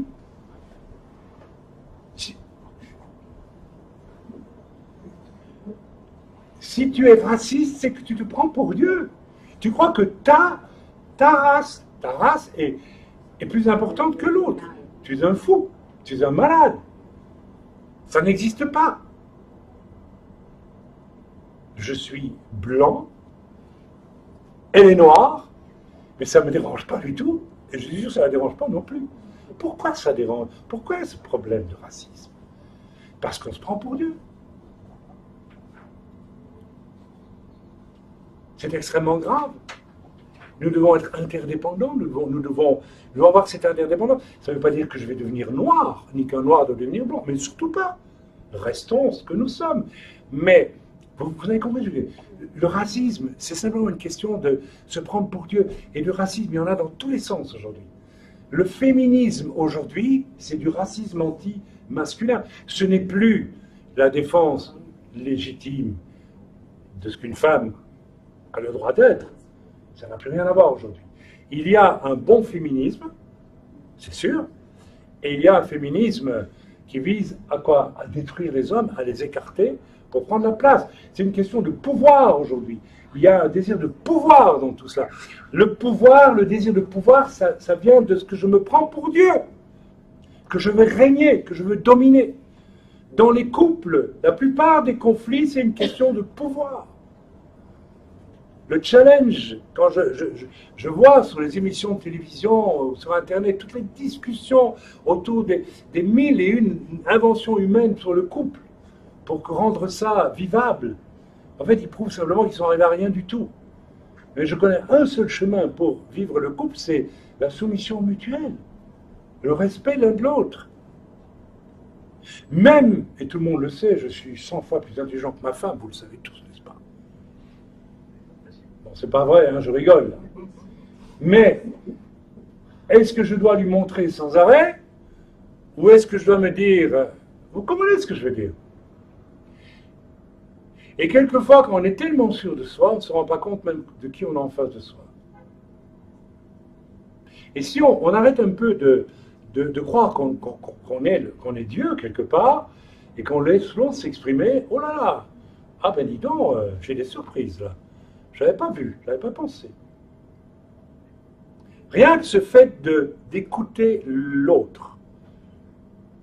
On doit avoir le courage de s'examiner. Hein. Il y a des gens qui n'écoutent jamais l'autre. Il y a des gens, même quand ils parlent avec quelqu'un, ils parlent toujours tout seuls. Ils ne savent pas écouter l'autre, ne savent pas... Pourquoi en France, les gens s'interrompent tout le temps quand ils discutent? Parce qu'ils ne s'écoutent jamais. Ils s'écoutent qu'eux. Alors vous avez deux personnes qui s'écoutent, elles, et qui discutent, je vous dire après. Ils se prennent pour des rois, ils se prennent pour Dieu. C'est ça. Ça donne un charivari. Et dans l'Église, nous avons ça aussi. Quand quelqu'un nous visite de l'extérieur et qui nous demande ceci, cela, et parce qu'on ne lui donne pas ceci, cela, il disparaît, il veut dire par là quoi? Ben, j'avais juste l'intention de vous prendre quelque chose, je me prends pour Dieu, et puis comme vous ne me le donnez pas, ben goodbye, salut les gars. C'est ça l'Église. C'est ça l'Église, c'est pas ça l'Église. Amen. Ok, je reviens à Israël. Donc, un des outils du diable dans les jours où nous vivons est de détruire les identités des peuples. Vous avez remarqué ça? Le diable détruit. Il y a un mouvement mondial pour créer ce qu'on appelle le village global. Vous avez une économie globale. Maintenant, toutes les économies nationales sont connectées, sont dépendantes d'économies à l'international. Vous avez le phénomène de l'Internet qui connecte tout le monde. Les gens aujourd'hui peuvent être dans leur salon connectés avec quelqu'un en Chine, quelqu'un en Russie, quelqu'un aux États-Unis, mais ils ne sont même pas connectés à leurs voisins de palier. Mais vous savez, c'est une destruction. C'est Babel. C'est Babel. Le diable est en train de construire une immense tour de Babel. Et l'humanité qui ne connaît pas le salut est en train de monter sur cette immense tour de Babel. Cette tour de Babel qui va essayer,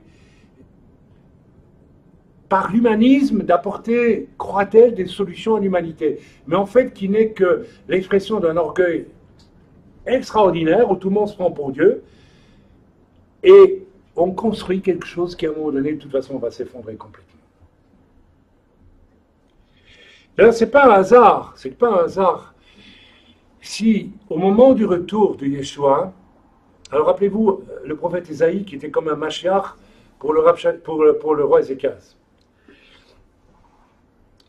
Qu'est-ce qui va protéger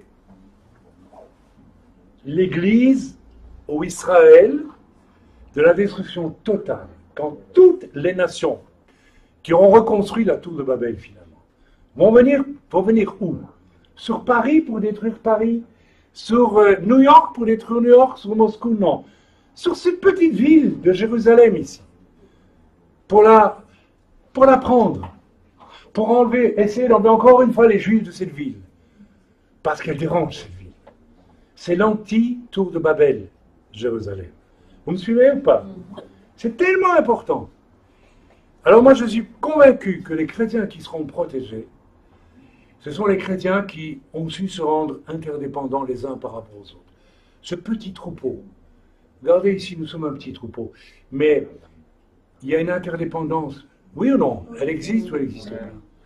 Il n'y a pas de, comment vais-je dire, Est-ce que oui ou non, je suis interdépendant moi aussi vis-à-vis de vous? Absolument. Et je pense que là, nous pouvons avoir l'assurance que celui qu'on appelle le Machar, le grand, le plus grand des Machars, et moi je le sens rien qu'en disant, il va nous protéger. On pourra se trouver dans la fournaise, mais on sera protégé.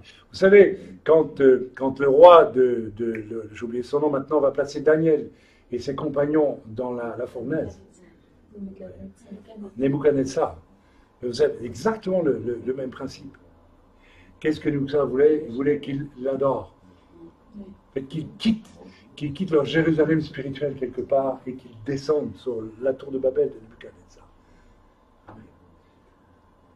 Ils ont refusé, et il a voulu les détruire. Mais il est dit que quand ils sont sortis du feu, leurs vêtements même ne sentaient pas le feu. De la même façon, nous serons gardés, nous serons protégés, n'est-ce pas? Donc, soyons attentifs à tout ce qui se passe aujourd'hui.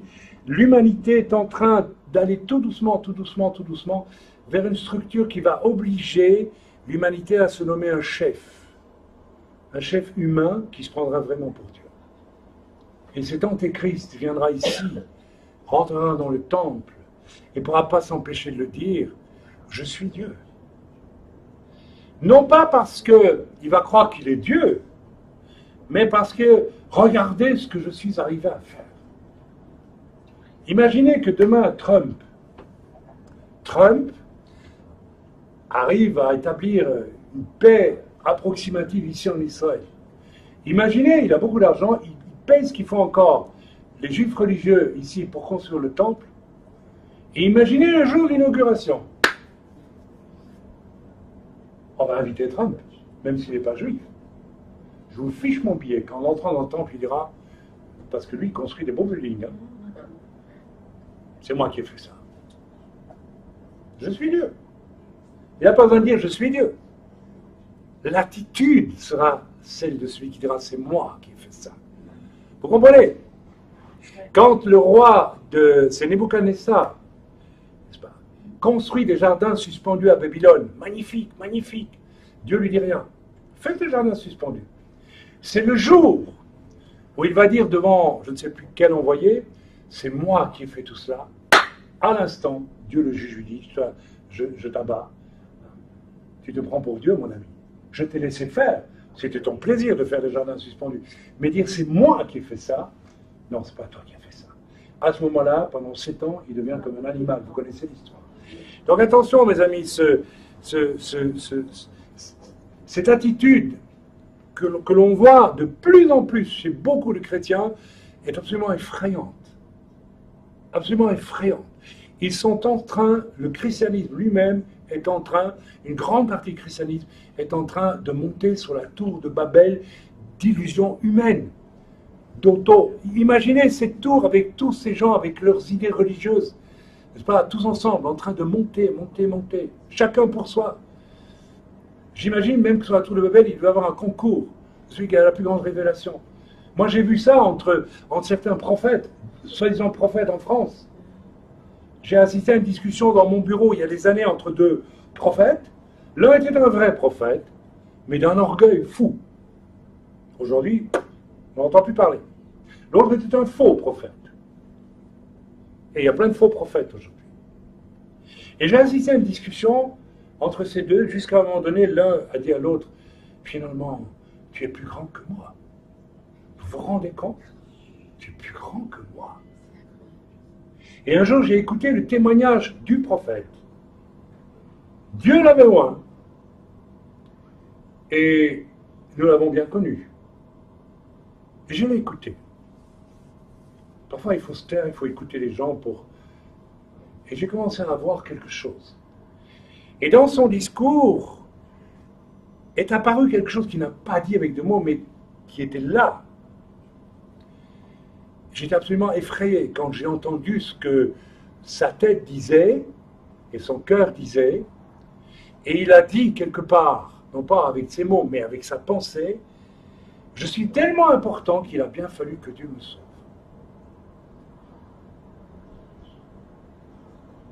Je suis un être d'exception. C'est-à-dire qu'il se prenait pour Dieu. Mes amis, on peut être sauvé si on ne passe pas par la case brisement total. Et croyez-moi, ne vous faites pas d'illusions, ne nous faisons pas d'illusions sur nous-mêmes, nous sommes bien plus orgueilleux que nous le pensons. Nous avons besoin que Dieu détruise en nous cette capacité à décider notre indépendance quelque part. Et ce choix, il est dans chacune de nos vies. Je vais peut-être m'arrêter avec le message là-dessus ce matin parce que j'en ai dit assez, je crois. Hein, je pense que j'en ai dit assez.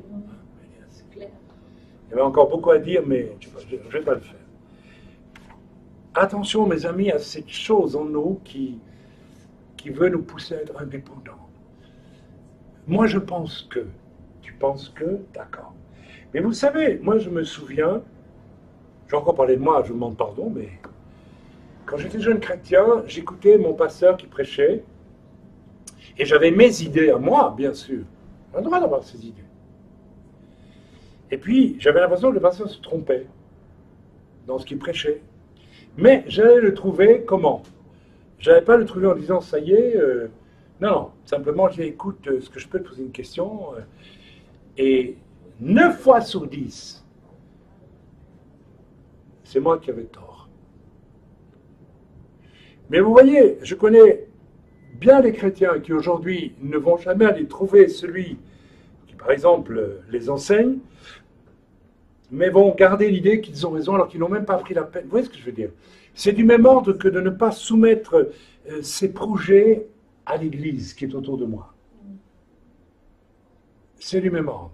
Il y a en tout homme, en toute femme, ce danger de l'indépendance qui repose sur l'orgueil finalement, sur l'amour de soi. Amen. Ok, vous savez, c'est pour ça que parfois j'ai des paroles un petit peu...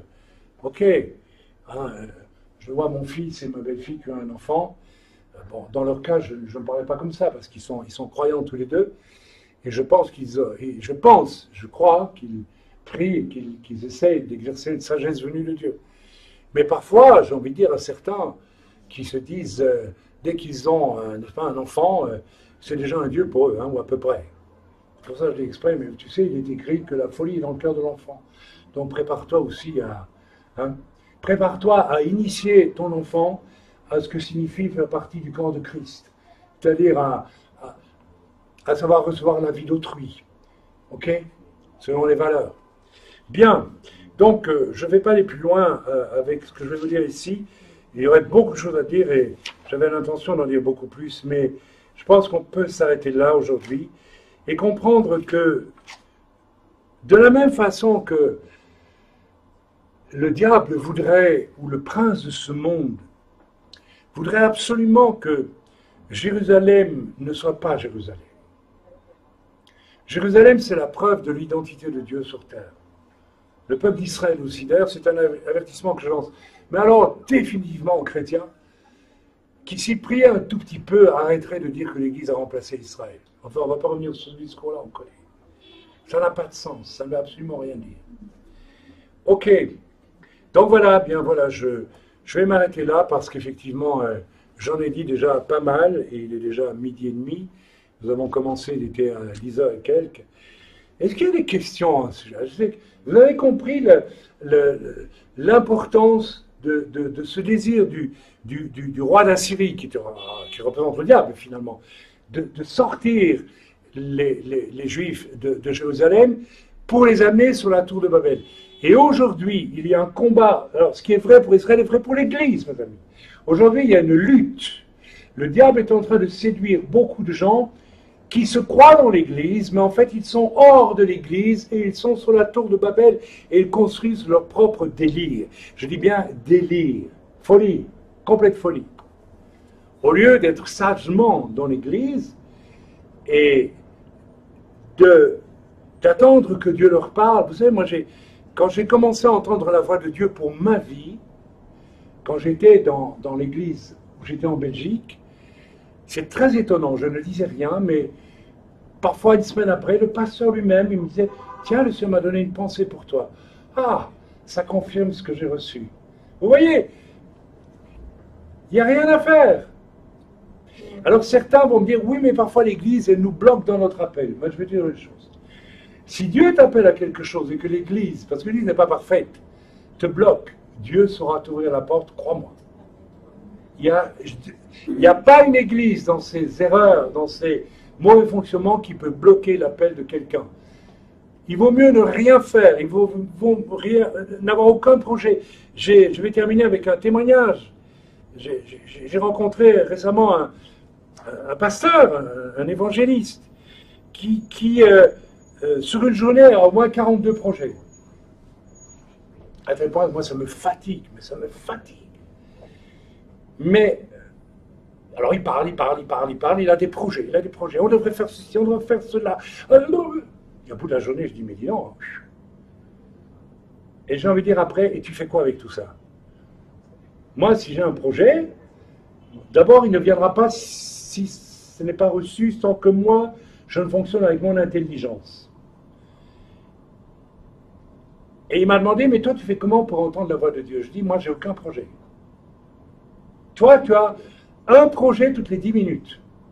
Et de bons projets, de bonnes idées. On devrait faire ceci, on devrait faire cela. Et c'est vrai que c'est des bonnes idées. Mais les bonnes idées de l'homme ne sont pas nécessairement les idées de Dieu. C'est ça le problème. Et les plans de Dieu n'ont rien à voir avec nos bonnes idées. Jamais. Alors vous pouvez mettre ça dans la tête.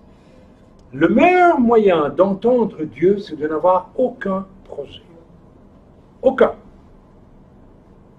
Fais Shabbat, fais dodo chez toi, attends, prie. Sois gentil avec ta femme, éduque tes enfants, va au travail, témoigne du Seigneur quand Dieu te le montre. Vis dans le repos. Et j'ai dit ça aux frères, j'ai dit, mais moi, je ne fonctionne pas comme toi. Tu es plein de projets humains, des bons projets d'ailleurs, mais d'ailleurs tu n'en réalises aucun, parce que tu crois que c'est en produisant avec ton âme, avec ton intelligence des projets, que tu vas faire servir le Seigneur. Tu te fatigues pour rien du tout. En fait, il est sur la tour de Babel et il ne le sait pas. Il est sur la tour de Babel encore, il ne le sait pas. Pour entendre la voix de Dieu et faire la volonté de Dieu, il faut être totalement brisé. Il faut être totalement sûr que l'on a quitté la tour de Babel et que l'on est bien à Jérusalem. Vous comprenez maintenant le sens de Jérusalem. Jérusalem, c'est le lieu de la dépendance.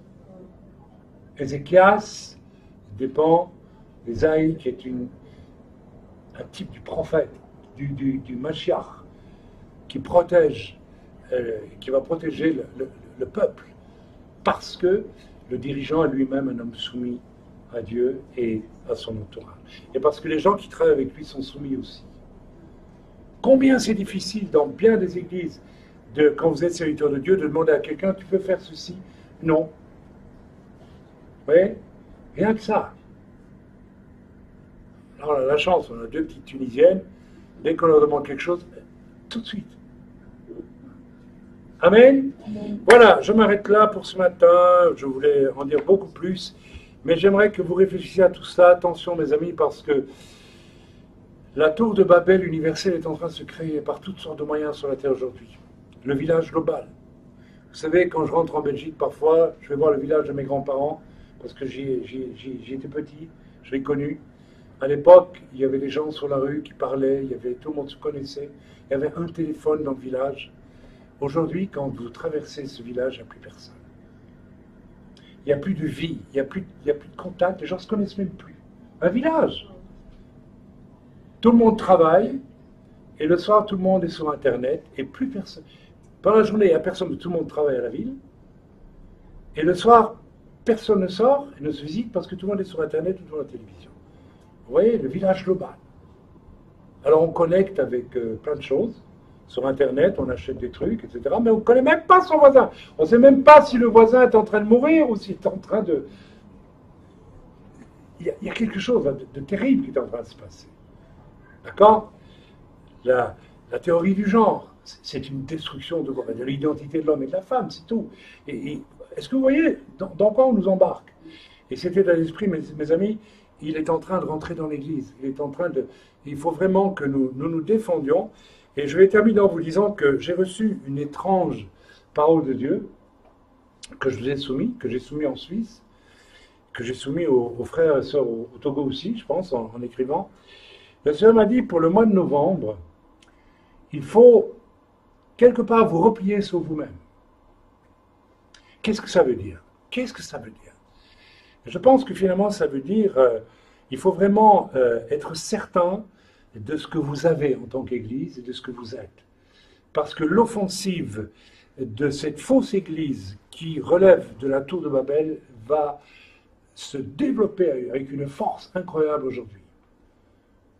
Hein, moi je le vois, il suffit de lire les messages qu'on reçoit. Récemment, j'ai reçu un message, un email d'une personne qui veut regrouper des... Alors, ça vient peut-être de Dieu. Pour moi, ça ne vient pas de Dieu, qui veut regrouper toutes sortes d'organisations. Alors, elle s'est mise en tête, cette personne, de regrouper tout ça, ces gens-là, un jour, dans un endroit. Voilà. Et puis, je trouve là-dessus, eh bien, que dans une certaine église, il y a une femme qui est pasteur et qui est ancienne. Vous voyez, on n'en est même plus à considérer le béaba de l'Écriture. Où voyez-vous qu'il y a des femmes anciennes dans la Bible? Ça n'est nulle part. Donc, Babel, c'est aussi le lieu de la confusion, où il n'y a plus de repères. En fait, où tout le monde fait ce qu'il veut, comme il veut, quand il veut. Alors, ce qui est très dangereux, c'est que ces gens-là, en général, ils vous diront toujours, oui, mais c'est le Saint-Esprit qui nous guide. Et moi, je leur réponds, ce n'est pas le Saint-Esprit. C'est un faux esprit, et ce n'est pas l'Esprit de Dieu qui vous guide. Ou peut-être que vous avez reçu le vrai Saint-Esprit, mais votre indépendance, votre orgueil est en train de vous mener vers quelque chose qui est complètement faux. Et vous savez, il y a quelque chose de formidable, c'est que Dieu nous laisse faire. Et je suis convaincu que Dieu lui-même donne des fausses révélations. Et là, il y a un exemple dans la Bible qu'on connaît bien. Ce prophète qui... Hein, oui, Dieu l'a testé. C'est vrai, Dieu avait dit, tu ne retournes pas par ce chemin-là. Hein. Et un autre prophète est venu, il lui a dit, si, tu peux retourner par le chemin. Il a écouté le prophète. Parce que dans son cœur, il était prêt à faire sa volonté, pas la volonté de Dieu. Il y avait une faille. Il a été détruit par un lion. Et le lion, c'est un type du Mashiach aussi. Alors attention, parce que il est dit du Mashiach qui revient avec une verge de fer pour détruire quoi? Tout ce qui est de la tour de Babel, mes amis. Tout ce qui amène la confusion. Le plus grand péché qu'on puisse commettre aujourd'hui, à mon avis, c'est d'amener la confusion dans l'Église. L'Église est un lieu saint parce que c'est un lieu clair. Clair. Avec des ordonnances très claires. 6 schémas relationnels. 5 ministères. 9 dons spirituels. Des règles de comportement. Qui les respecte aujourd'hui? Personne. Je n'ai pas besoin de revenir dessus. J'ai parlé de cela abondamment depuis qu'on filme ici, qu'on met sur YouTube. Pourquoi cet entêtement à ne pas respecter la parole de Dieu qui dit que le pire des péchés, dans le judaïsme c'est très clair, c'est le lachon hara. Alors que le lachon hara se pratique tous les jours parmi les chrétiens. Alors que la Bible dit, tu te tais, mais si ton frère a péché, tu vas et tu parles à ton frère, etc. etc. Vous connaissez la suite. Pourquoi est-ce qu'on ne le respecte pas? Vous savez pourquoi? Parce qu'on se prend pour Dieu. J'ai le droit de juger un autre. Voilà. Mais même si ton frère pêche, tu n'as pas le droit de le juger. L'Écriture le dit. Si tu juges ton frère qui pêche, tu juges la loi elle-même. Donc tu te mets sous le coup de la loi toi-même. Et tous les jours, vous avez même des serviteurs de Dieu qui disent « Ah, mais celui-là, il ne faut pas aller dans son église. » De quel droit tu fais ça? De quel droit tu parles comme ça? Pourquoi tu ne vas pas trouver cet homme dont tu dis qu'il ne faut pas aller dans son église? D'abord, est-ce que tu as, toi, quelque chose de personnel à lui reprocher? Ou bien tu fonctionnes aussi avec tout ce qui circule dans l'air? Vous savez, il en circule des choses, sur tout le monde. Il n'y a personne qui échappe. Bien, c'est ça que ça va venir détruire avec une verge de fer quand il va revenir. Et ça va cogner dur, mes amis. Jésus va protéger l'Église qui respecte les ordonnances de Dieu pour être dans l'humilité les uns par rapport aux autres. Et le reste, mes amis, il va le détruire. Et moi, je supplie chaque chrétien qui écoute ce message ce matin de réfléchir, tu en es où avec ton Dieu? Tu en es où avec l'Église, finalement? L'Église, ce n'est pas une invention d'homme, l'Église, c'est quelque chose que Dieu a établi. Alors, je suis d'accord avec vous qu'il faut faire tout ce qu'il faut faire pour vivre l'Église de manière biblique, et on en est loin dans beaucoup de milieux. Je suis d'accord avec vous. Mais néanmoins, c'est l'Église. Moi, la première Église où j'ai vécu n'était pas parfaite, mais tant que Dieu ne m'en a pas retiré, j'y suis resté. Parce que le test de mon humilité était plus important que de pouvoir dire l'Église n'est pas parfaite. Et lorsque j'ai quitté cette Église, l'Esprit de Dieu m'a dit sectaire. C'est-à-dire qu'il y a un côté sectaire dans cette Église-là que tu quittes, mais j'ai voulu que tu y restes parce que les qualités du pasteur, pas ses défauts, les qualités étaient nécessaires pour te corriger. Mes amis, c'est ça que nous devons rentrer dans notre cœur. Dans un couple, quand une femme voit qu'un mari n'est pas biblique, ou qu'un homme voit que sa femme n'est pas biblique, comment est-ce que je vais amener la solution? Par l'humilité. Par l'humilité. Ça ne sert à rien de dire à sa femme, tu es une rebelle, ou ceci, et ça ne sert à rien de dire à un homme, tu es un pauvre type. Bon, c'est souvent le cas. Ça ne sert à rien. Si tu veux que ton mari, qui est un faible, bien, oui, un homme démissionnaire, devienne un homme responsable, commence à le traiter comme s'il l'était. Et il va être obligé de le devenir. Si tu veux que ta femme te soit soumise, commence à la traiter comme si elle était soumise. Là où voilà. Ok, on ne va pas revenir sur le sujet. Autrement, je démarre avec le séminaire sur le couple. Voilà. Seigneur notre Dieu, nous te remercions et te bénissons. Merci de donner à ce message toute la portée qu'il mérite, s'il la mérite en tout cas, dans le bon nom de Yeshua, ton Fils bien-aimé. Nous te remercions, nous te bénissons pour cela. Amen.